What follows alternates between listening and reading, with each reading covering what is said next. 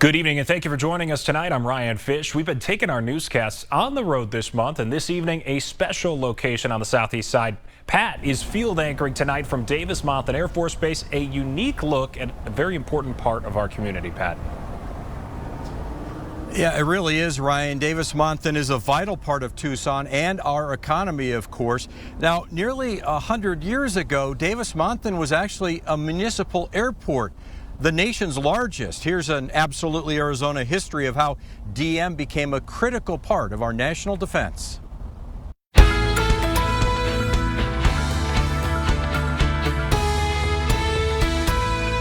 After his historic 1927 solo flight across the Atlantic, Charles Lindbergh piloted his Spirit of St. Louis to Tucson in September of 27. He came to dedicate the new Davis-Monthan Municipal Airfield. But by 1940, with the Second World War on the horizon, Davis-Monthan was acquired by the military and renamed Davis-Monthan Army Airfield. The town at that time was about 4 to 5 miles west of Davis-Monthan. Larry Herndon is describing why they selected Davis-Monthan as a training base ahead of World War II. Herndon is the collections curator at Pima Air and Space Museum and is also a Davis-Monthan historian. He's in front of one of the first planes based at DM in 1940, the Douglas B-18 Bolo. On the 8th of December, after the day after the attack on Pearl Harbor, the planes departed to the West Coast. They became sub-hunters and reconnaissance. By 1942, Davis-Monthan had become a primary training base for the B-24 Liberator crews. They kind of married up here and became a crew, and they were assigned an aircraft, and then they began to work to solidify their procedures. Like a real team. Yeah, yes, sir, exactly. DM's mission changed in late 1944. It was out with the B-24 Liberator and in with the B-29 Superfortress as the focus turned to long-range bombers in the Pacific. The air crews were in full training from January 45 to August, when the war abruptly ended with the dropping of the atomic bomb, and they literally woke up the next morning and they were unemployed. The end of World War II wasn't the end of Davis-Monthan, though. It led to the creation of what we know today as AMARG, or the Boneyard. Some 600 B-29s were mothballed in the Tucson desert. Davis-Monthan then played a key role in the Cold War, serving as home to the 390th Strategic Missile Wing and its Titan II intercontinental missiles. DM was responsible for the crews for the 18 Titan II missile sites throughout the Tucson area. Davis-Monthan was also home to the U-2 Dragon Lady spy plane. The 100th Strategic Reconnaissance Wing is credited with photographing the Soviet missiles in Cuba that began the Cuban Missile Crisis. That tells you just how technologically advanced that plane is. If they could get missiles on the ground in 1963. The U-2 spy plane flew out of DM from 1963 until 1974. Also during that time frame, Davis-Monthan trained every pilot who flew the F-4 Phantom II, a Korean War fighter jet. By the 1970s, the F-4 was phased out at DM, giving way to the A-10 Thunderbolt II. The A-10 was uniquely designed around its GA-8 30mm gun to provide close air support to troops on the ground. A-10 played a pivotal role in the global war on terror. A lot of soldiers are home today. Yeah, because of that.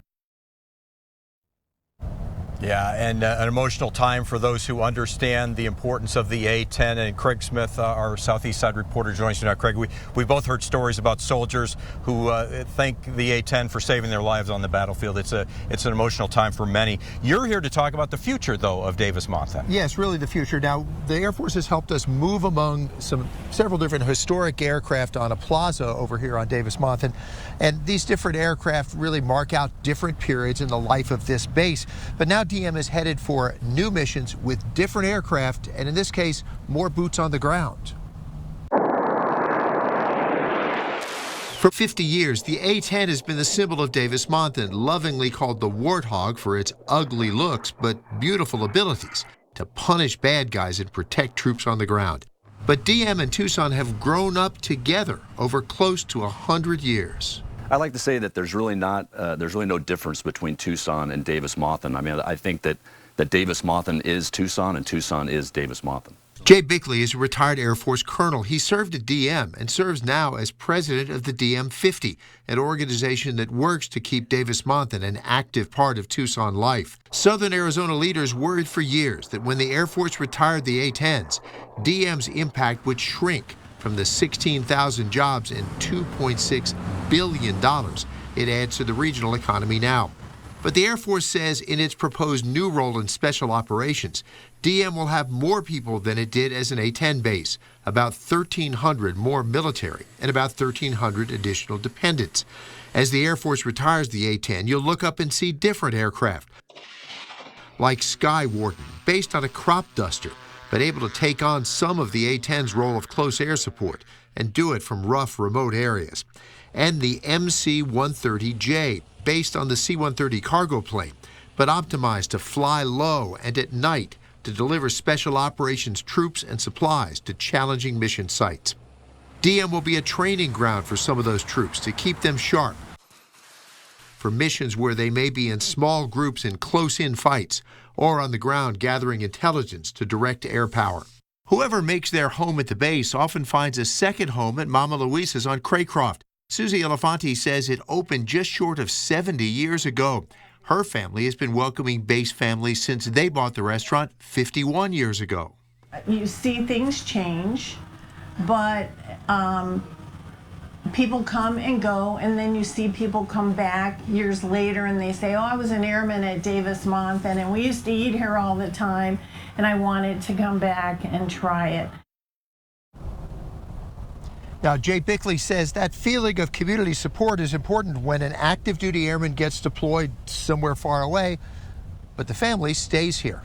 Yeah, and it's such a great, synergy really between Davis-Monthan and the city of Tucson when it comes to taking care of those families as they watch their loved one go off somewhere else in the world. You know, several people said, well, these people are your neighbors. They're coaching your child sports teams. Right.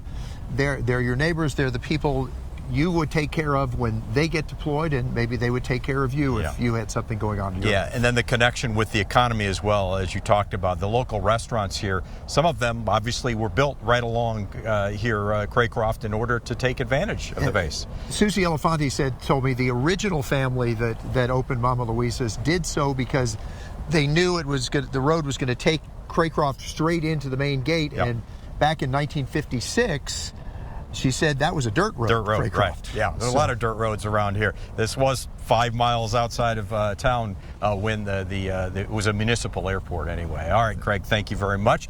And we're going to say so long from Davis-Monthan for this evening and send it back to Kyler Diggs. Kyler, I can tell you, today was beautiful and tonight is gorgeous right now. We just saw an amazing sunset. Yes, we sure did, and we're capturing just the end of that sunset from our view from El Conquistador Resort. It was a gorgeous day all throughout southern Arizona. Beautiful day for flying if you were lucky enough to be able to do that.